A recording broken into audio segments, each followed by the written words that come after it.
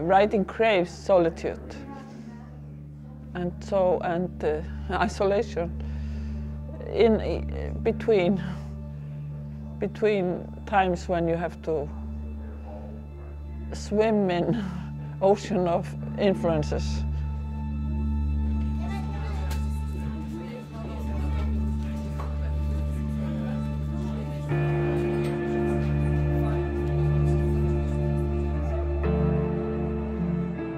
My dream life, I think, it was totally different from my dream life in Reykjavik. And I felt like, that some spirits did visit me. And also the birds in the garden, in the early hours of the morning, when they started singing, I imagined that I understood them. Yeah, I really felt that I was in some fairy tale spare.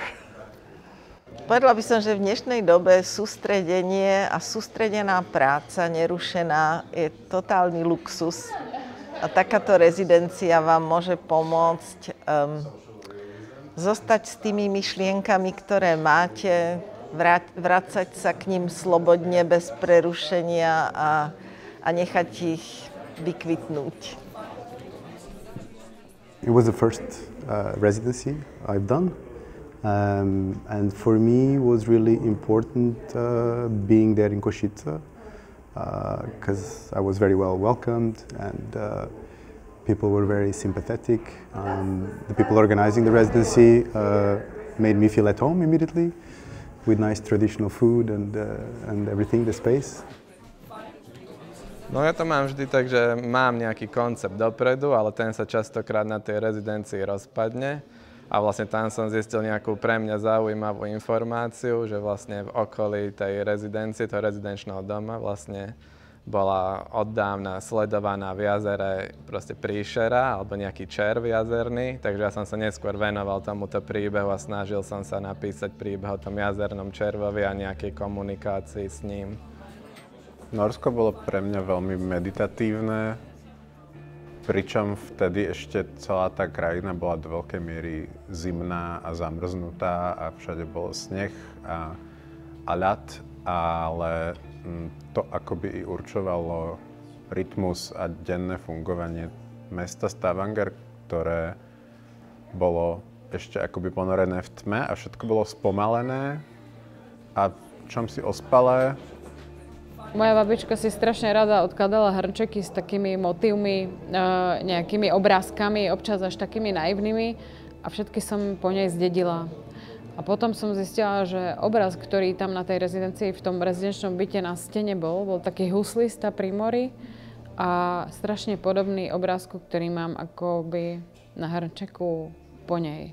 A mne to prišlo také až symbolické, ale potom tam boli ešte momenty, keď už naozaj mi z tej samoty trošku hrabalo, ale potom zrazu bol moment, keď prišlo také osvietenie, že áno, si tu v absolútnej samote, ale predstav si, že tvoja babka v tej nemocnici bola ešte o mnoho horšie a hnusnejšej samote.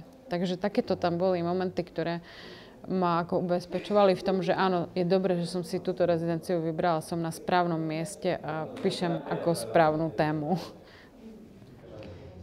Keďže som tam strávila celý mesiac, mala som viac času nielen teda pracovať, tvoriť a pohybovať sa po uliciach Stavangeru, ale trochu spoznať aj tú krajinu navôkol. A snažila som sa viac spoznávať aj umenie, ktoré práve Johan Hallstatt spomína vo svojom diele. A on viackrát spomína maliara Láša Herterviga, ktorý vlastne tiež pochádza zo Stavangeru, ktorý tam pôsobil, takže som sa snažila trošku ako keby vnímať aj to jeho výtvarné umenie. Takže bez tohto ako keby zážitku toho prepojenia, ktorý som tam zažila, mám pocit, že tie výsledné poviedky by zneli trochu inak. Ja som vlastne aj dokumentaristka, takže som mohla premietnúť svoj film na Islande v tom rezidenčnom centre, kde som bola. A bola som šťastná, že aj vzhľadom na tú izolovanosť toho centra, lebo ozaj najbližšie mesto bolo 40 kilometrov odtiaľ, maličké, tak prišlo pomerne aj dosť ľudí a bol potom úžasný bufet, kde sme diskutovali ešte ďalej, takže bolo aj takéto kultúrne prepojenie.